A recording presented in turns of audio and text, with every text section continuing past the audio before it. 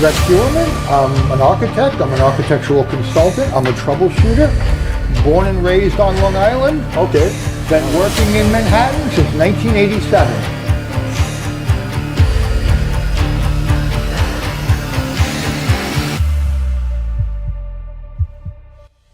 And it's actually a cabinet maker's hammer.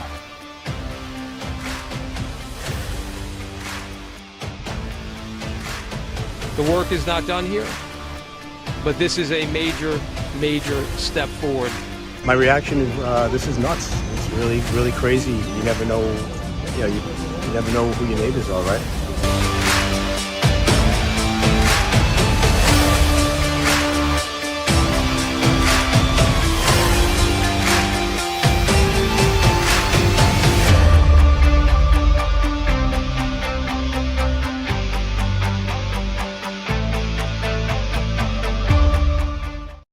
Please note that this content is for adults only.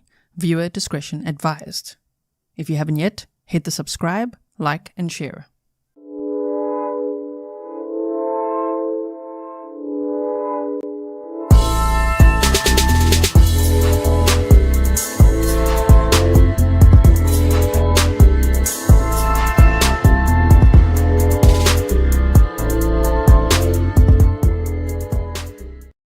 Hello everyone and welcome to another live stream with me, Grizzly K. Let me just quickly pause this. Thank you so much for being here today as we look at some task force insights, the DNA update, you know, that pizza crust evidence, they have it, but they're asking, they being the prosecution, for Rex Heuermann to give up a buccal swab. And initially his attorney said no. But now the judge has ordered that he will be giving a buccal swab. So they say, the commissioner, the district attorney, that will really add to all the evidence that they have so far. If you don't know anything about this case, this is about the Gilgo Beach murders. Bodies were discovered in December of 2010. And then this was all in the search for Shannon Gilbert. And then suddenly more and more bodies were discovered. 10 in total, and Shannon Gilbert's as well, later was discovered. Long Island, this is in Long Island on Gilgo Beach. We've done a deep dive on this case, so if you haven't checked out the playlist, it is linked for you in the description box, and you can check it out there. Let me just say hi to Eileen. You say, for Fury's Unicorn. Thank you so much. I really appreciate it. So if you've never checked it out, start there, because we're going layer by layer and building on it. So today is really just an update episode from two recent interviews that the district attorney, Ray Tierney, did with Newsday, as well as the police commissioner. Okay, Commissioner Harrison. So we're just I've transcribed it for you so we can just go over what they said, because sometimes, you know, I don't know if you're like me, but when you're watching it and listening to it, I mean, I've listened to it about 3 times and you always pick up something else. So I thought, let me transcribe it, that we can go over step by step everything that they said and we can discuss that, right? Gerda says, I have an idea that this case is yet to explode. Yes, and please never, everyone, forget the victims in this case. The Gilgo 4, Melissa Barthélemy, Megan Waterman, Amber Costello, and then the 4th charge, which is yet to be added, and they talk about it that way, is for Maureen Brainard Barnes. So, and what I found interesting from the probable cause affidavit is that out of the Gilgo 4, the only one that wasn't wrapped in the burlap was Maureen Brainard Barnes, and the others had DNA evidence on in the form of hair. So hair strands from Rex's wife as well as hair strands from him. So that's probably why they're still working on it. And interestingly, Maureen Brainard Barnes was the first one out of the 4 to go missing. Yes, indeed. Okay, so Empart says, love the new member stickers. Gee, thanks. Yeah, and thank you to Van der Chim for all the new members badges that he made. I think they're pretty cool as well. Celtic Blue says 6 months, never look back. That is so awesome. He said, thanks for all you do, G. And of course the mods. Yes, we've got the best mods. So welcome to all my moderators. Welcome to all my patrons, all my members. Members, if you saw today, I put on it was originally a Patreon only video that all the patrons saw yesterday, but I put a video up for you today. So if you check the members only playlist or the community tab, you can see it there. Little behind the scenes updates, and obviously including Fury as well. So are we ready to look at this? Okay, so this is about the Gilgo 4. We've also looked at the other bodies that were found on the beach. Those are yet to be added to. They're investigating it. They're not sure if it's Rex responsible for them or not. It could actually be another killer, as mad as that sounds. It sounds crazy to think that there could be 2 killers or more using the same dumping site. You know, sorry for saying dumping ground. I do realize somebody left a comment and said dumping ground is a little bit insensitive, right, of a phrase. It is what it's known as, but we have to find a replacement phrase maybe, just where the remains were left, right? So they're still investigating that. And if you think, no way, man, there's no way there could be another killer, please check out my episode with John Kelly, a criminal profiler, because we did quite a deep dive on how is that possible and what other serial killers operated in the area and when. So we looked at John Bitrolf, we looked at, I think his name was Robert Schulman, and we looked at Joel Rifkin and all of that. So go and check that out. It is actually possible. So yeah, sending lots of love to the victim's family and friends. I'm sure this is a very difficult time for them. I mean, you fear the worst when your loved one goes missing, and, you know, they found their remains and had no idea what happened to them, and it took a while, of course, to identify as well, but to now think that they were the victims of a alleged serial killer, that's scary. That's a very scary thought, right? Okay. True Crime Junkie says, I actually donated to Heuermann's wife's GoFundMe. Breaks my heart that people say she was aware. Breaks my heart too. And I have shared the link to the GoFundMe. It's in the description box as well if you do want to check it out. I believe it's helping them a lot. So, you know, they're still at the house, Rex's wife and kids. Rex's wife has an attorney who also recently spoke to Anjanette Levy on Law and Crime Network. Interestingly, from that whole interview, the one thing that I found really interesting was that detectives have not yet interviewed Asa Ellerup, his wife, you know, about the investigation. That was interesting to hear, because one would think, okay, what do you know? But that's probably going to come later. You know, they're still investigating all the forensics and everything. She's got her own attorney, and then the kids now also have their own attorney as well, and they're deciding if they will ever be in contact with their dad or not, as well as Rex's attorney saying that Asa is in contact with Rex. That's what he said at that last press conference. There's also rumor that there's going to be a press conference again soon. I think that will be about identifying Peaches, Baby Doe, and the unidentified Asian male. So we'll look out for that. I mean, could it be tomorrow? Could it be next week? We don't know. Make sure that you are subscribed with the bell on so that whenever that happens, you know how it goes. Sometimes they say in these press conferences, okay, it's going to be happening at noon, and then half an hour early, they just go live, and we're like, what? So let us be ready, okay? Make sure you're ready with all your notifications on, because whenever there's another press conference, we'll be here together, okay? So Dina says you should interview Nikki Brass, who dated Rex, but managed to get away from him.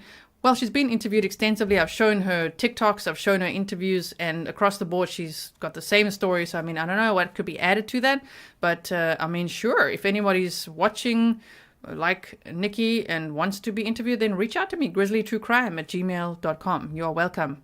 And if you want to send me some information or anything, my email, grizzlytruecrime@gmail.com. If you get lost, everything's on my website. So this is a map that we've looked at extensively. We've even flown it together, the Gilgo beach bodies, right? So now let's continue on there. So I'm going to show you here what I've transcribed from what Suffolk County District Attorney Ray Tierney said. He said that Rex has been indicted on 3 of the 4 murders. They are still working on Maureen Brainard Barnes. There's still some investigative steps to take with the 4th murder, which is Maureen's, right?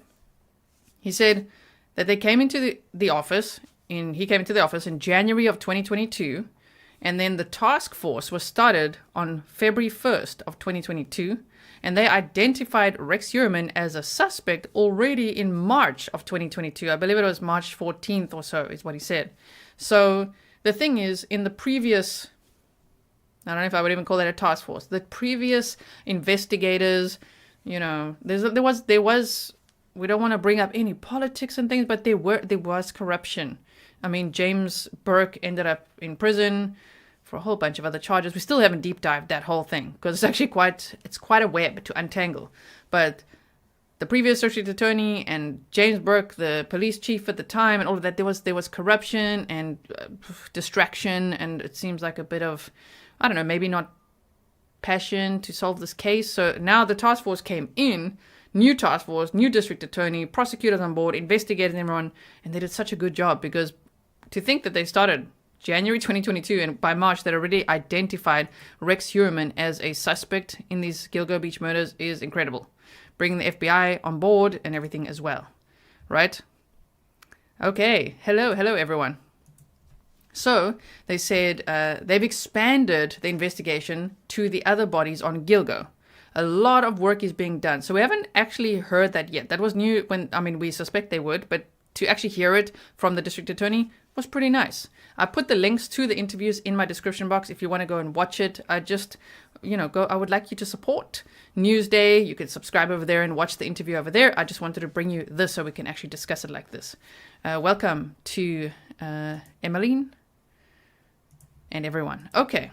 So they've expanded the investigation to the other bodies. For all of us wondering, have they expanded it now? Or are they just focusing on the Gilgo 4? Did they? Yes, they have. Okay, they said a lot of work is being done. They believe that Rex is the lone suspect in the Gilgo 4 murders. Okay, they are not going to talk about other investigations. So the way the district attorney talks about the other bodies is like, he even went like other investigations, with his hands. So it's like, oh, that could be the work of another serial killer, which we have speculated on this channel before as well, and with the criminal profiler John Kelly, right? Could be. But you just never know. I won't be shocked either if it is all Rex Heuermann. But could it be someone else? Sure. Marie, thank you so much. That's so cute. I really appreciate it. Okay, so now when they say they believe that Rex is the lone suspect, let's keep that in mind, that they're not looking at the brother. Let's give the brother just like some space, because I know there's a couple of red flags that people might be like, damn, so he apparently hit a neighbor over the head with a steel pipe. We've looked at that before, like, that's odd. That's quite an overreaction and all kinds of things. But at this point, there's no connection, so let's not, as the internet, go after the brother. They say the sole lone suspect in the Gilgo 4 murders they believe is Rex Heuermann. All trace evidence of hair, blood, fibers, and DNA evidence that they got from the house has to be swabbed and tested forensically. Everything that they collected from the house is what they're talking about. So they say it could take weeks, maybe even months. Which, again, the district attorney reminded the interviewer that this is not like a TV show. I mean, people think, oh, cool, are you done yet? But no. Things take time. And imagine the amount that they would have gotten from that house. It was a pretty cluttered house. I kind of would speculate, that maybe his wife was a bit of, the collector of things. As people said, it was a little bit like a hoarder's house. And I'm just saying maybe she was very sentimental and collected things. And I'm basing that on the family moving back into the house and saying, this is our home and we're going to live here and we're going to rebuild. And I mean, we don't ordinarily see that, but I also respect them greatly for that. Like, he's not going to take this from us. This is our house, right? Hudson Lawrence says, did Rex have a boat? He did not have a boat from what I've researched, but I believe that he had a friend who used to go duck hunting with who had a boat.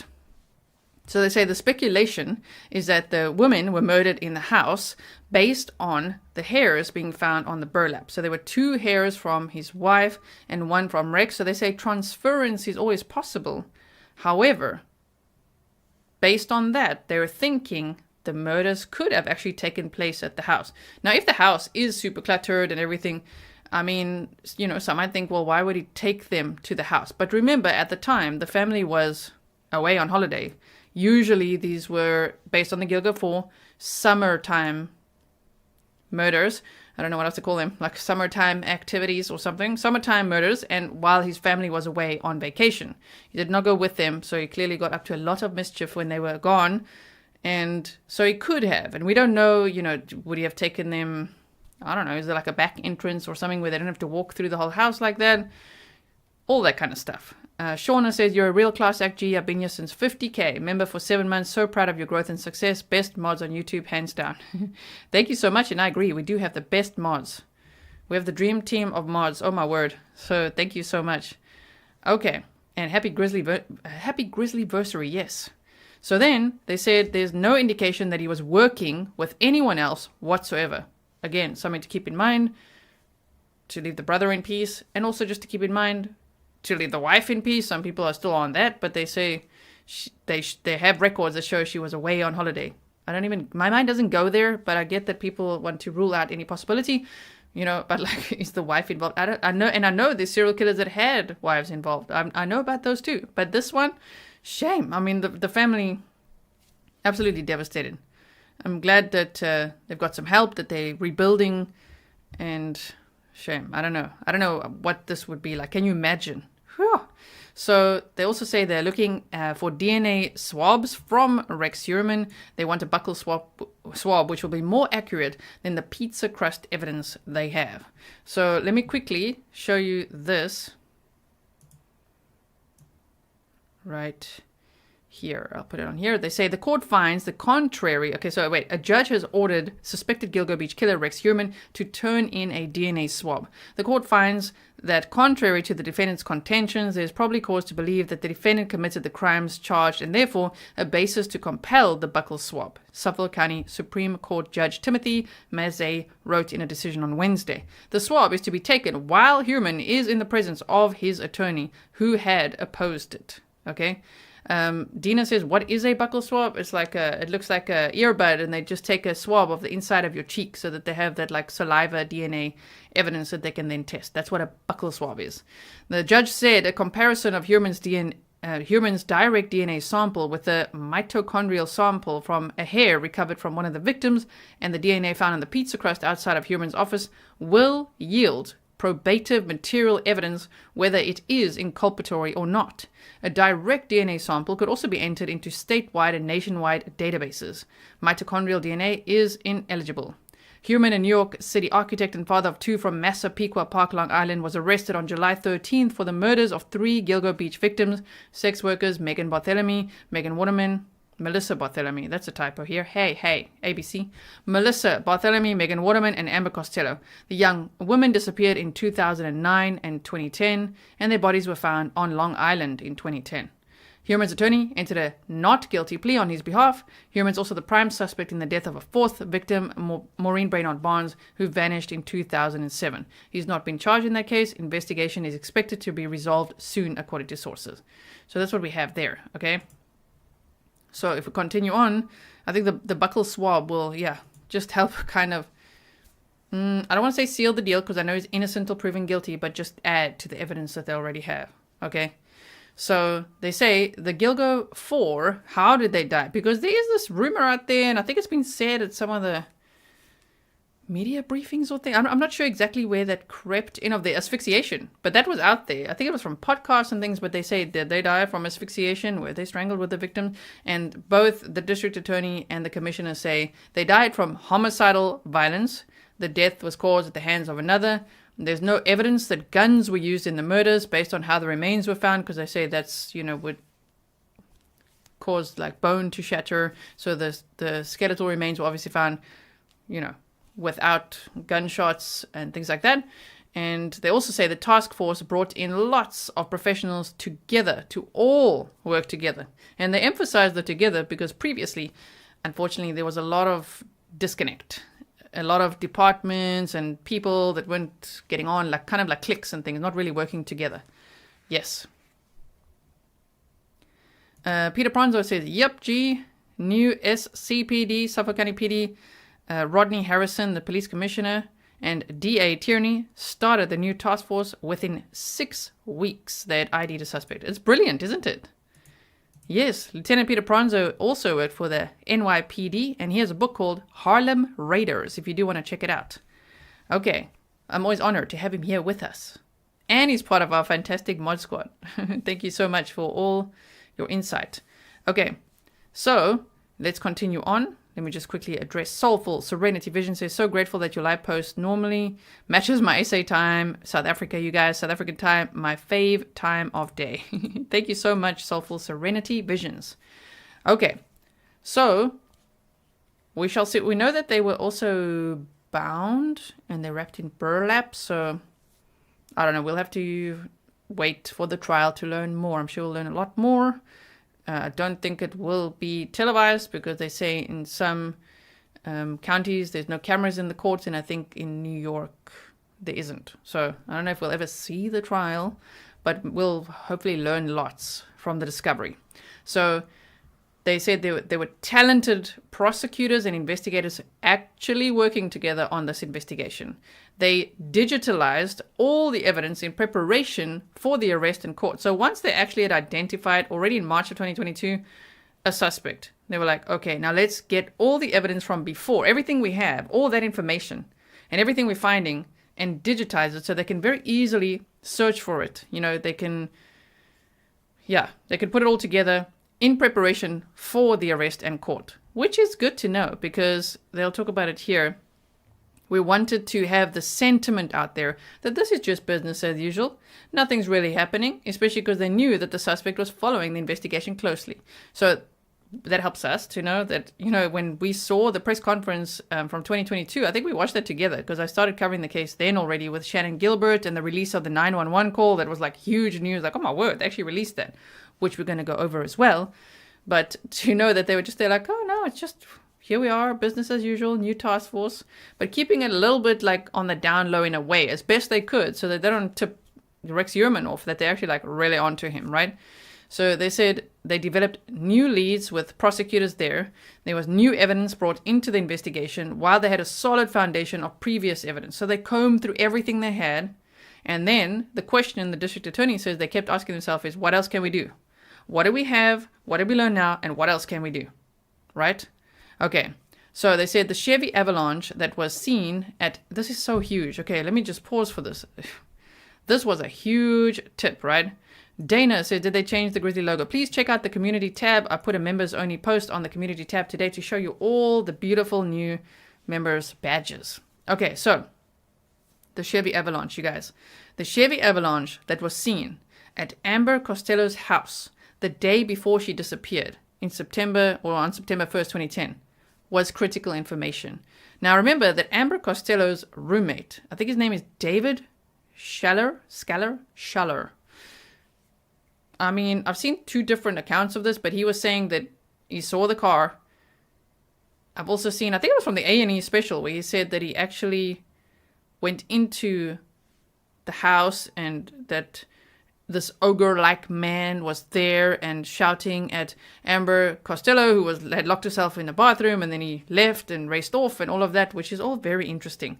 But just that tip was so critical. It really helped get the investigation going because they started with that. Like, wait a minute. So a green Chevy Avalanche was seen at Amber Costello's house the day before she disappeared, right? And they say they then started to look at Rex and saw that he lived in Massapequa and that he worked in Manhattan because they zeroed in. They're like, okay, they've already zeroed in on this Massapequa area, but they're like, now let's look for a Chevy Avalanche in the area.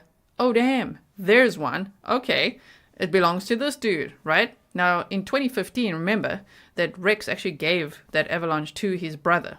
And then the brother had it in South Carolina. So I wonder if his brother's like really, there's no other way to say it, but pissed off at him for that. Like, you gave me the car.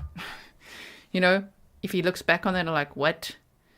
Or it could be the other way, which could be like, please hide my car, which I don't think so. I don't think we should go there. I think it's more like you gave me the car.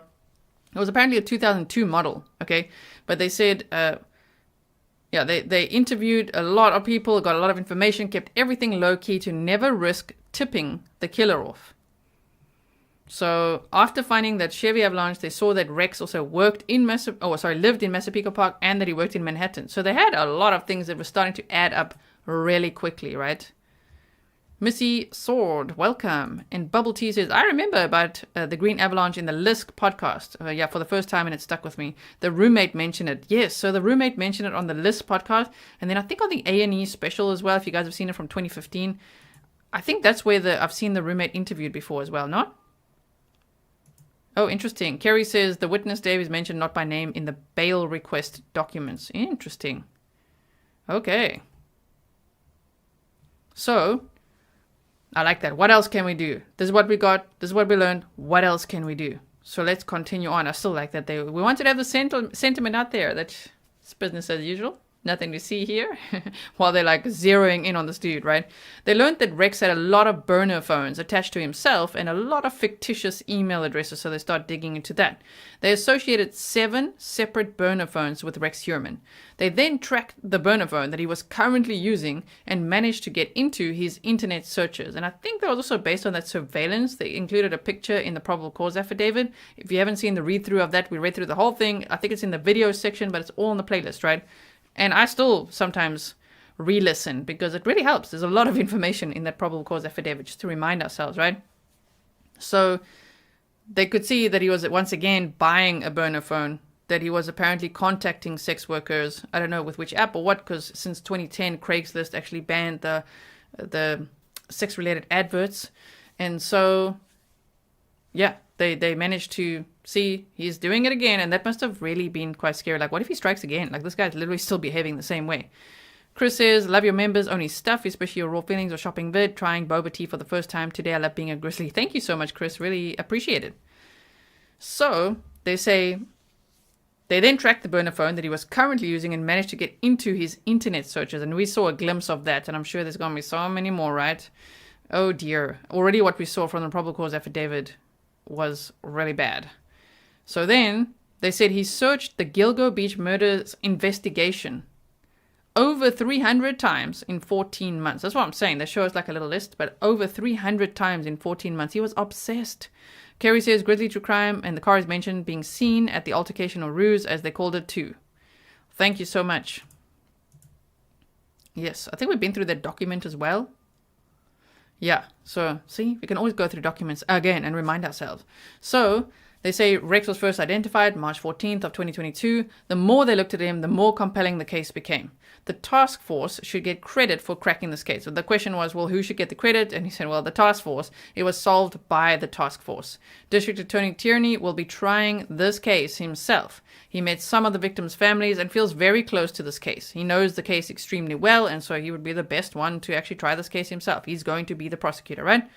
Rex was charged with murder 1 and murder 2 for all 3 victims, and they did this because of the number of murders and the proximity to one another, so it now meets the statute. And if he's convicted on the murder 1 charge, it could be a life without parole sentence. Or it's charge, but I mean sentence. So they want to make sure that, you know, he's innocent or proven guilty. They're here to prove their case, and if they prove it, that he's never out on the streets again. It is very dangerous. Okay, now let's look at the transcriptions that I've made for you based on the Suffolk County Police Commissioner Rodney Harrison's interview with the very same channel called Newsday. I think it's Newsday, sorry. Is it Newsbreak or Newsday? I think it's Newsday. I've linked it in the description box for you, so you can check it out, you know, watch the video afterwards, and maybe this will help if you see it like this, and then afterwards you can go watch and read all the body language and everything. It's called Newsday. Okay, so Commissioner Harrison actually walked the beach where the victims were found to learn as much as possible about the area, about the crime scene, about trying to basically, I guess, step into the suspect, the perpetrator's mind of like, why would he be here and what's the area like? So he walked all along there, which, you know, people say is amazing, right? I feel like that's what one might do.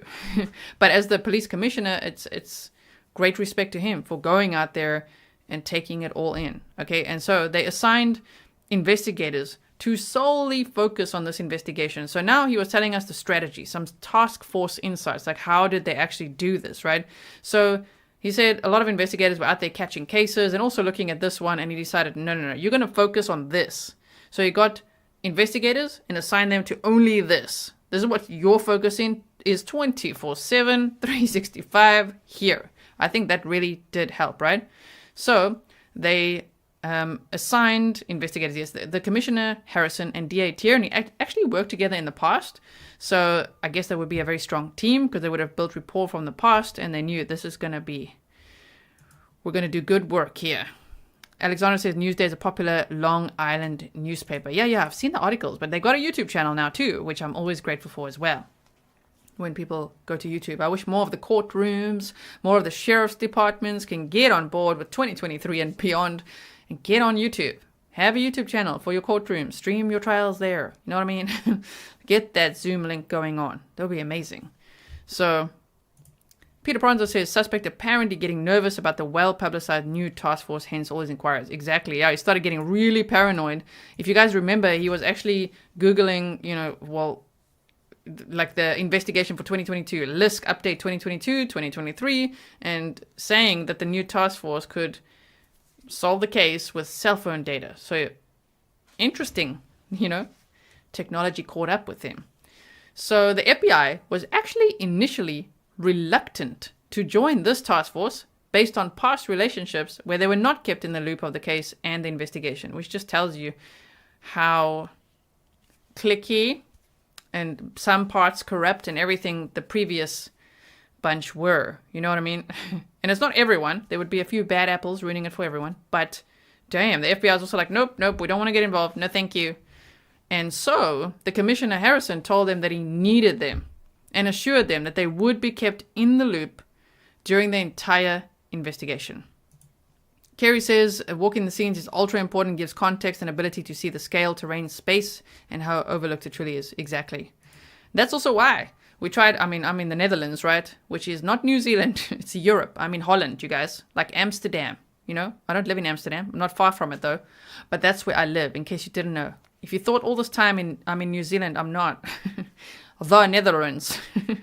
Okay, so if you Holland, Amsterdam. So the point is I'm here, but we have driven it with Google Maps. We have flown it with a flight simulator because it's good to just see the area and try to just grasp even. So I can totally understand why they would go out there and walk it as well, right?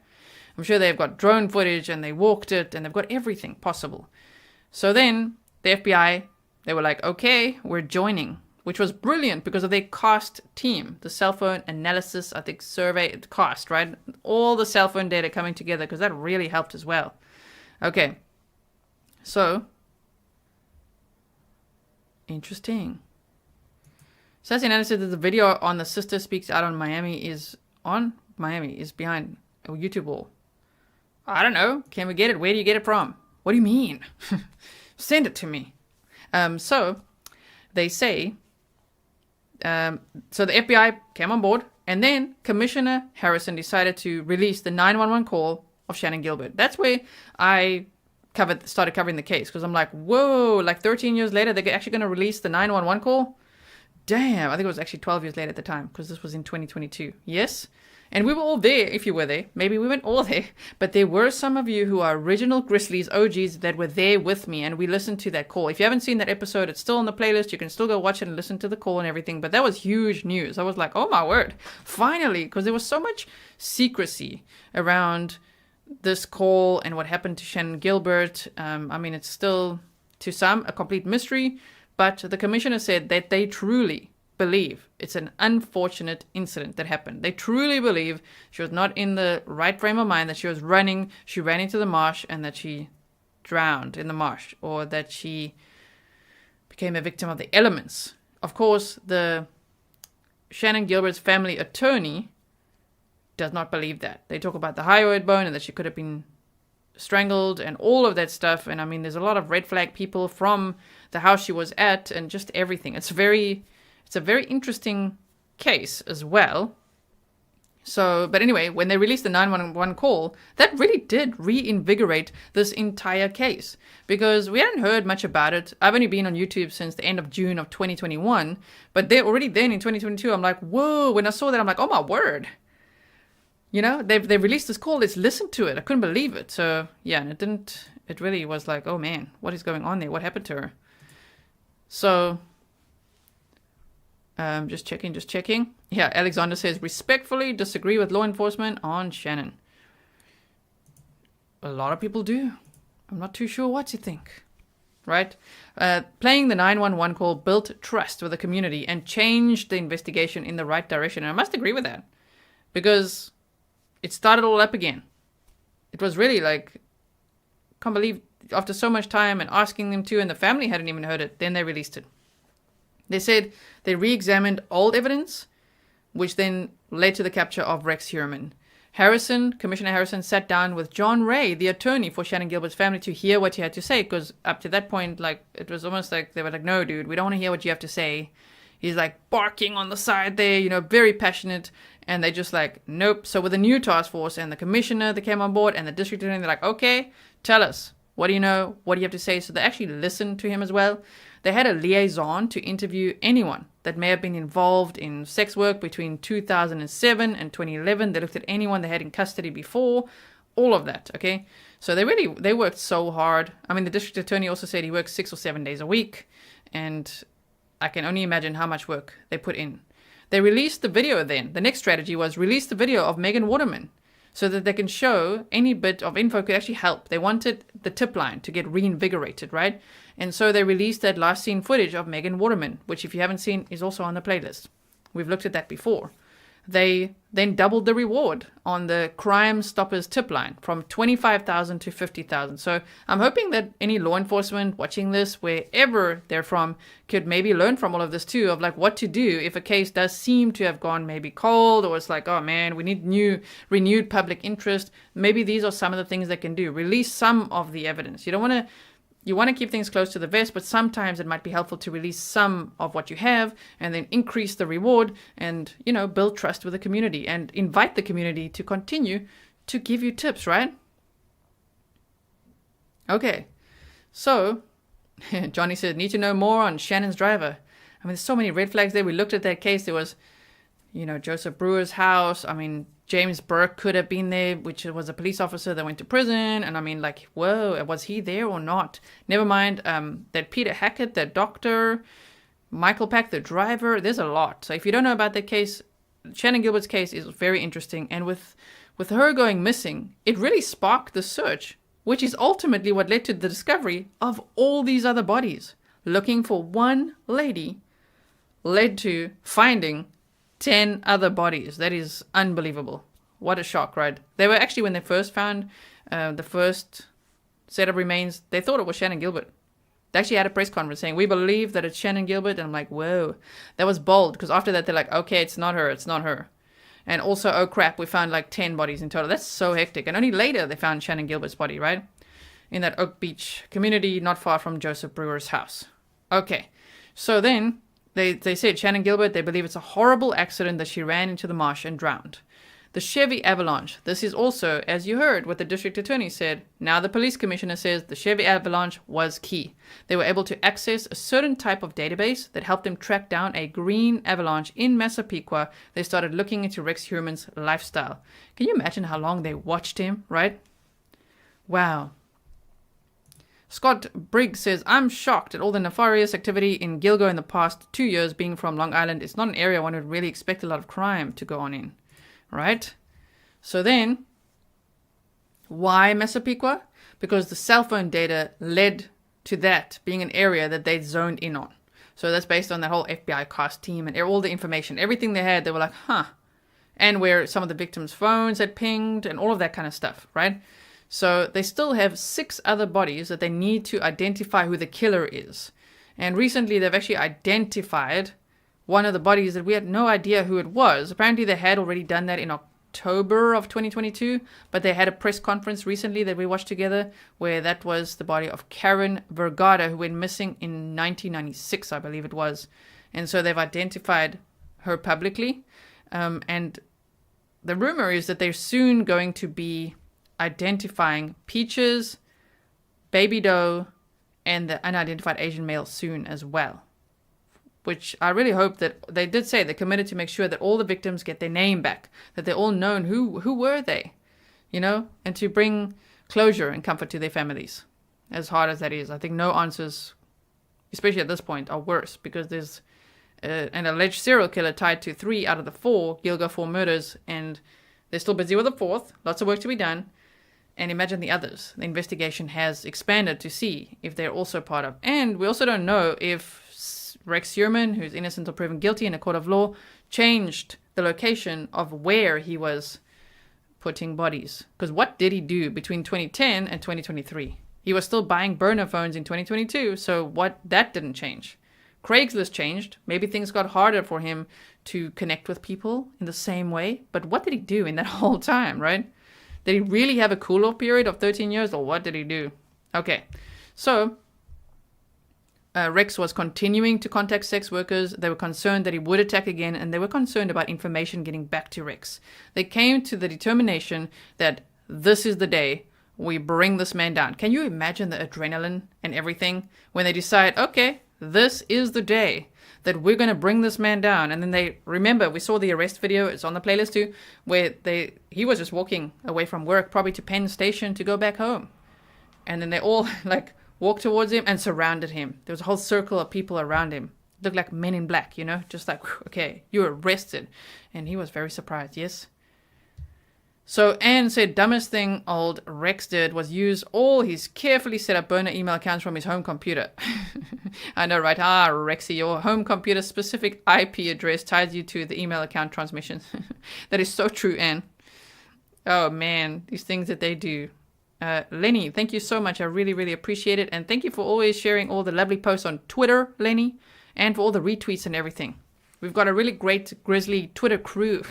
Lots of Grizzlies on Twitter. My handle is @TrueCrimeGizola, okay? So if you want to follow me there, there's lots of Grizzlies. Van's always sharing his puppies, which are the dogs, just amazing. So join us over there, okay? Many of us are on there. Moving on. So this is the day they're going to bring this man down. They must have been so nervous for that day because things could go wrong, and they didn't want to arrest him at his house because they were aware he had at least 97 guns there. Apparently he had like 92 licenses, but they thought he's got 97 guns there. Okay, but it ended up being more like 300, almost 300. So they were correct in their determination of, yeah, we're not going to arrest him there, right? Okay. So we've got that. Bertie says, wow, check the chat out. I see the plan worked. Well done, G. I'm so missing emojis though. I'm so sorry, Bertie. Just a reminder that you guys, subscribing is free. Watching my videos, 99% of my content is out here free for everyone to see. And so no one has to be a member, okay? Some people felt like, oh no, I can't, I have to be. You don't have to be. Thank you to all the members who do support the channel and everything, but you don't have to be. Everybody's welcome here. Okay. So, and we want everyone to be able to get a word in and to chat, okay? So now, this is the day we bring this man down. They've added more investigators. Now, what have they done now? Now, they've added even more investigators to the task force because there's still a lot more work to be done. And they're saying they are looking at his MO, which they don't want to disclose too much about. But they've narrowed down an MO, and they're looking at cases across the country. So they've got investigators countrywide looking into other missing persons cases, other remains that were found. And I'm sure that once they have that buccal swab DNA, which is way more accurate, you know, they're going to put that in a database and start testing countrywide and see. Because he's associated with a lot of properties, Las Vegas, South Carolina, all kinds. We've looked at all of that before as well. So, yes, exactly.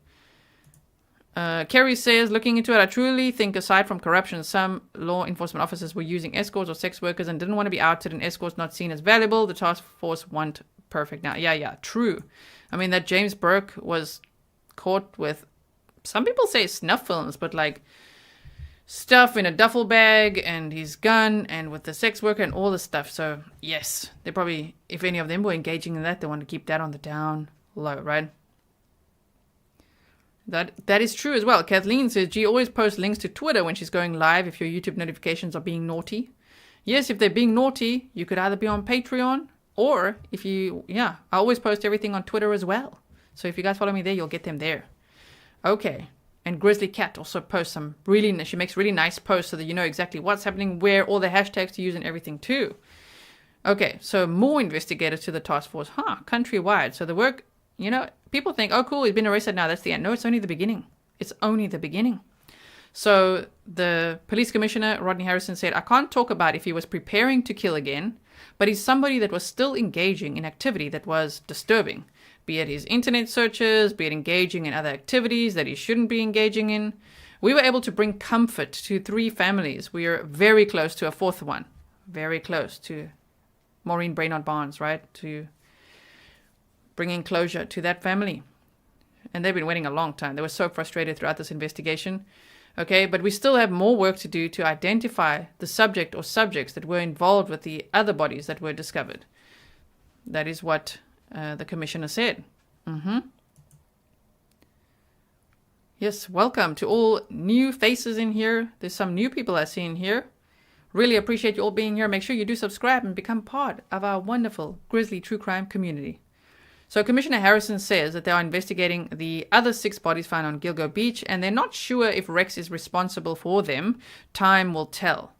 They said, the question was, were there signs of violence within the home? And I found the answer very interesting. They said, Ray Tierney, who's the district attorney, has what he needs to go forward with the prosecution.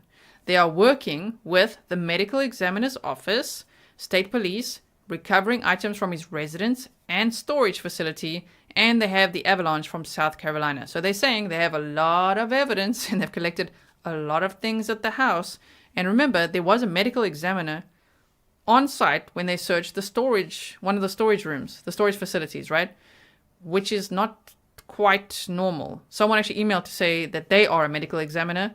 I think in a different state, but they say that if a medical examiner is at a storeroom, there's something in there that indicates there could be human remains. So we'll keep that as speculation, but very, very interesting. So Anne says, my speculation is that mobsters were using Gilgo Beach for a while. Dismembering is a mob thing, and New York City, being the Big Apple, has a lot of different mobs. Italian, Russian, drug cartels, you name it. I mean, on Real Crime Profile, Jim Clemente also said something similar to that, so I don't discount that either. Yes? So they said they are looking at Rex Heuermann's MO to try to solve cases countrywide. They know it's a homicide, but they can't share how it was done, meaning they asked again with all the victims, like, so were they all asphyxiated, strangled, what is it? They said they know it's a homicide. They're not sharing exactly how it was done. And man, it sounds very scary. It sounds like, based on his Google searches as well, he was quite the torturer, right? So terrible. Wild Mustang, thank you so much for your 99-cent sticker and for the Black Cat for Fury. So they said, we're almost there. DNA evidence is the most important evidence right now. It's a game changer. They say this is very valuable to the prosecution. So they've got the DNA from the pizza crust and, they've got all this evidence. But once they get that buccal swab, they're like, okay, let's go. No wonder then his attorney was like, no, you're not going to get that buccal swab. The judge then overruled and is like, you're going to get it. And in the presence of his attorney, yeah, Rex is going to get swabbed. Mitzi Scott, thank you so much. I really appreciate it. Okay, and so they said they do not believe that Rex has any connection with the Atlantic City eastbound strangler victims. Now, again, I published an episode, I don't know when it was, maybe 10 days ago now, featuring criminal profiler John Kelly, where he actually had been to that area where the Atlantic City eastbound strangler victims were found. And he walked up and down there and looked at the area and analyzed the case. And he too said in that episode, if you missed it, go and check it out, where he said he doesn't believe that that's Rex. And here the police are also saying they don't believe there's any connection to the Atlantic City eastbound strangler victims between them and Rex. They said he's in our custody. He's off the streets. We want to make sure that he doesn't come out ever again. That's about Rex Heuermann, right? Okay. So then Rex did not see the arrest coming, apparently. Didn't see the arrest coming. They had a plan and executed it tactfully. And he said he's very proud of the team. And I mean, so are we, right? Okay. And says, I also speculate that old Rexy knew and had dealings with more than one or two mobsters. New York City, construction biz. Interesting. He's notoriously corrupt, and getting permits is an art of sorts. Think art of bribes. An art of sorts. An art of bribes. Speculatively. Okay. And so they say, I do also think that they swabbed him maybe yesterday. Well, they said that they're going to get a swab from him. So we shall see. Then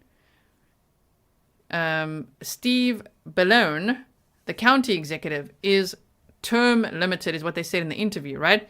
They said he's term limited and done at the end of the year. So that's something to keep in mind, that that's the boss of the police commissioner, the county executive, is actually, his term is done at the end of the year. And then Commissioner Harrison said he's not sure about the next steps for him, whether he'll be retained as the commissioner. And even if they ask him to be, he's going to talk to his family about it to see if he will be. So imagine if from next year there's a whole new task force. I kind of worry about that. I really hope that the commissioner stays, right?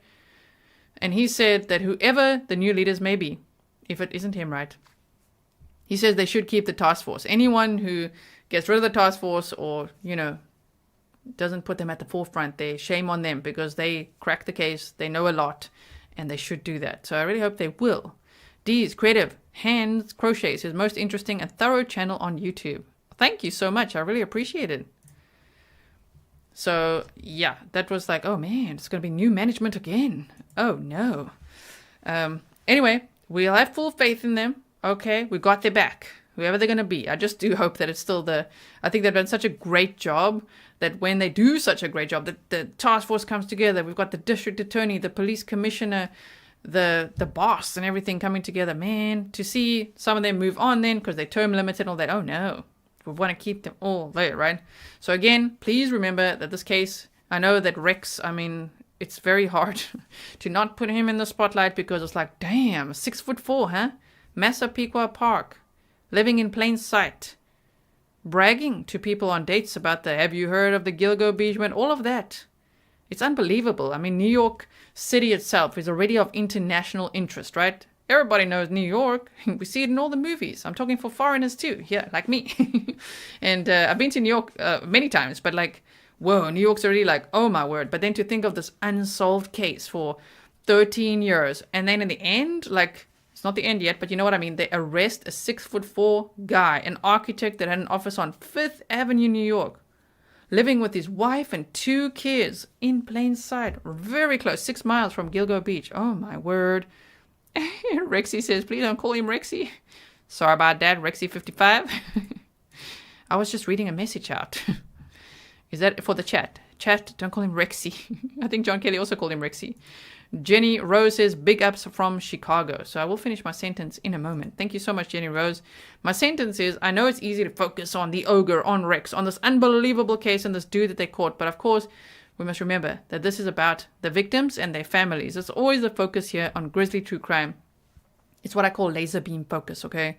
So for now, there's the Gilgo 4. However, there are the other bodies as well found, and I really hope that as time goes on, they can bring closure to that family. And whoever that killer was, if it isn't Rex, whoa. Like, hope they catch him too, or that they can confirm if he's no longer with us or what it is, right? She-Hawk, thank you for your $4.99 super chat. Really appreciate that. And Soulful Serenity Vision says, how much has the water level dropped since the murders? If the water level was higher than it is now, a boat could be plausible. I just don't think a boat's plausible because these killers usually are lazier than one might think in the discard process. You know what I mean? It's always possible, but I just think driving that Ocean Parkway road, especially the other way around, like we flew it the other day. If you remember, or you joining as a member now, we did a long flight, okay, the other day on a flight simulator, so check out the members only playlist. But the other day as well, I think it was, I don't know, a few days ago, we did a flight together publicly as well around that Ocean Parkway. And I know that the little flight sim's got little street lights. It doesn't actually in real life have street lights, but we just got to see the area and how dark it really is. And then that bridge, which is not 655 feet, but actually like 8 to 10 miles, by the way. I put a pinned comment in. It looked really long. And I don't work in feet, of course. So I'm like, wait, what? How long is this? Or miles. You right?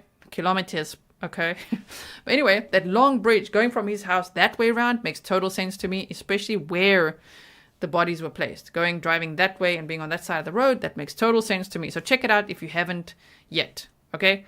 But, I mean, the water level, you know what's interesting? Do you guys remember there was that Hurricane Raphael and then Superstorm Sandy as well? I mean, damn.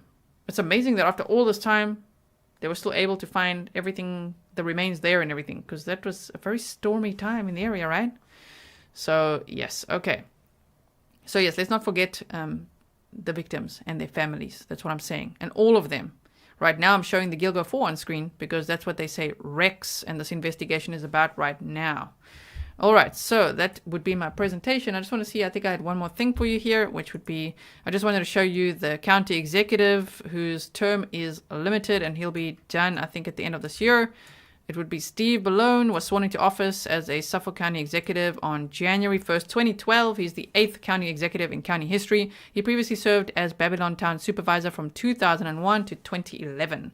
County Executive Bellone, who represents more than 1.5 million residents, has focused his efforts on saving taxpayer dollars through government reform, boosting economic development to create local and lasting Suffolk County jobs, improving Long Island's water quality to protect the region's water supply, and enhancing the quality of life of Suffolk residents by improving public safety and investing,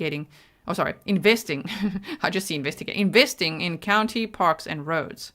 So we've got that. And then here is the GoFundMe. If you guys haven't seen it, the picture is on there. I prefer usually on the channel not to show the family and, put them in the media spotlight. That's not what they need at all. They need privacy. They need space. They need time to process. And they're going to rebuild. You know what I mean? They're going to fix up the house and repack everything and all of that. But this is a GoFundMe that was created for them, actually from the daughter of a serial killer. So we'll read through this in a moment. Spitfire says, I think very highly, much more than DA, of the police commissioner. I think very highly of them both. But true, and thank you, Spitfire, for your sticker. Really appreciate it. So yeah, they say today, Asa has broken her silence on the front porch of the home that may or may not have been a crime scene, saying she would find it helpful for a GoFundMe to help her. Hi, I'm Melissa Moore. People may know me as the daughter of the serial killer known as the Happy Face Killer, captured in 1995. My mother and my family were and are victims. We did not know about his double life. See? Anyway, many of them don't know, okay? People are like, well, how could they not know? You just don't know. You might think this guy is like cheating or lying or something. You might not think this guy is a serial killer. If you would have called the police, you know what I mean? They don't suspect that.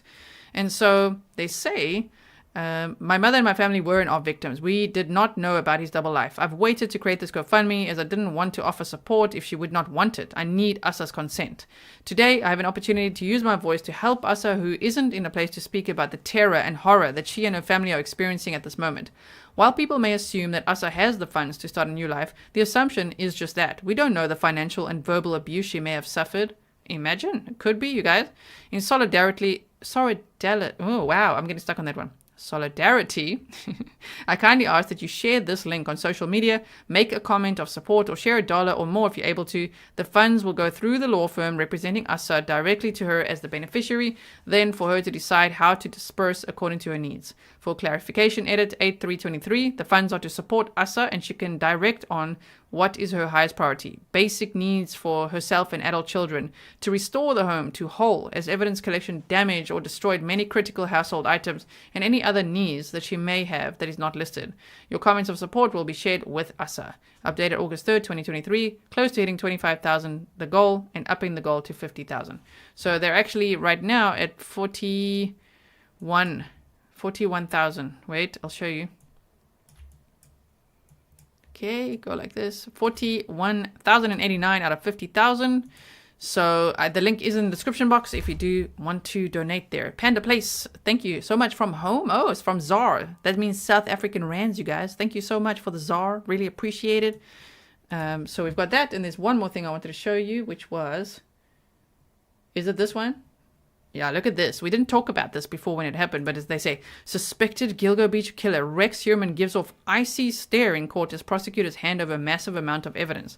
So you can see this was published August 1st, but they said, accused Gilgo Beach serial killer Rex Heuermann appeared in a Long Island courtroom Tuesday with a chilling gaze as prosecutors dumped a massive amount of evidence in his lap. Suffolk County prosecutors said the brief court appearance is just the beginning of what promises to be a lengthy criminal case, with Heuermann's lawyers handed 8 terabytes, so that's confirmed, because the one said gigabytes, the other one said terabytes, but either way it's a lot of information, and it sounds like 8 terabytes of information, right? Okay, which is a lot. Moving on. I've lost my place. Let's just find it quickly. There we go, which is a massive amount of evidence. Okay, terabytes. This is a 13-year case. So as you see, we have a great deal of information, evidence, photographs, reports to provide to the defense counsel. Suffolk County DA Ray Tierney told reporters outside the courthouse. We've begun that process, and that's just the beginning, he said. We're going to continue to do that on a rolling basis. Heuermann, 59, is charged with murder in the deaths of 3 women whose bodies were found dumped along Gilgo Beach, left. I don't know what word to say besides dumped. If you have suggestions for more sensitive words to use, please put them in the comments. I always like to be sensitive here to victims and their families. So, Melissa Barthélemy, Megan Waterman, and Amberlynn Costello. He's also the prime suspect in the death of a 4th woman, Maureen Brainard Barnes. And the rest we know, right? They say facing a judge for the 2nd time in his case Tuesday. That already happened. The hulking suspect, his hair matted down at one point, scanned the audience with an icy stare as if looking for someone. That sounded a little bit scary. He gives intimidating stares. He didn't speak during the proceeding, to which he wore a blue shirt and blue suit jacket paired with, we say khaki in South Africa. You guys say khaki pants?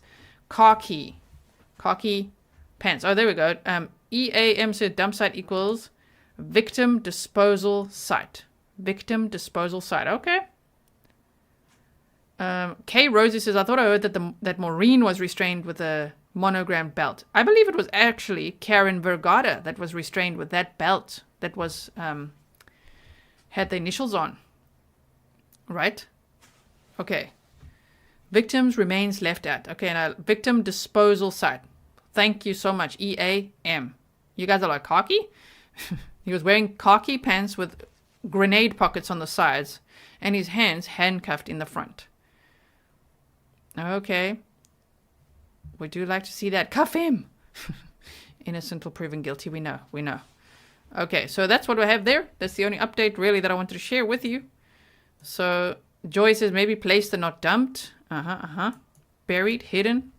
As I say, leave it in the comments, okay, so that everyone can see as well what we were talking about, in case they don't see the live chat replay or something. So, yes.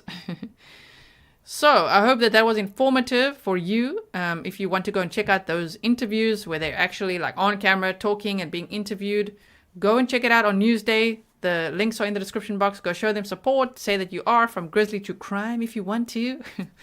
I think it's a fairly newish channel. But they've done some really great interviews recently. So go and check that out as well. Gerda says, as a South African, we have our own way with words, right? Yeah, we do. Ons het. And if you guys want to learn some South African words, you can go to my second channel, which is called Tune Chomies. That's my second channel. Okay, you'll find it on my website as well. And if you go there, Karin will teach you some new words. It's just a character that we make up over there, but we enjoy it. So you can learn lots of things, and some of the emojis here as well come from there. Gracie, thank you so much for your $9.99 sticker. I really, really appreciate it. I hope that you all have a wonderful evening. I can't believe it's already almost weekend. Huh? It's already almost Friday. Like, whoa, Thursday, tomorrow's Friday. We'll see if there is going to be a press conference or not. I'll keep you posted if there's any other news. This is what I wanted to bring you today. Thank you so much for watching. My name is Gisela K. I am South African, living in the Netherlands, which is Holland. Holland's a province, but you guys might know it as Holland or Amsterdam. Yes, and so this accent, South African. Where do I live? There. With my Swiss hubby, Mr. Grizzly, and our black cat Fury, which is why if you're new here and you see everyone sharing the Fury emojis, they love Fury. He's often on videos on Patreon. He's also on a video from today from the members only, and he's often with us when we're watching trials, okay? Let me also mention, I really wanted to stream, it was starting on Monday this past week, a new Laredo trial.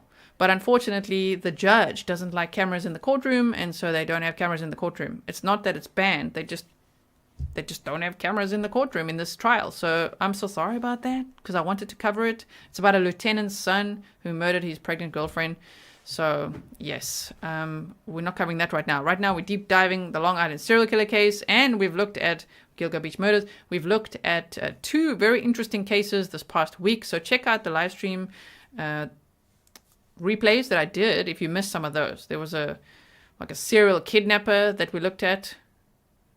I can't remember the guy's name now. We looked at that, and we also looked yesterday at a case from Thailand. Whoa, that was quite something, huh? So let me just see, his name is Nagasi Zuberi. We looked at the probable cause and press conference and everything. So I hope that you enjoyed some other cases that we covered as well. I'm keeping track of lots of cases at the moment. There's so much happening. True crime never sleeps. And I do, though, here and there, okay? So thank you so much. And Molly Cuddle says, what's the email? It's grizzlytruecrime@gmail.com. And thank you, mods, so much for everything you do. And everyone, I will see you in the next one, okay? Stay safe. Bye.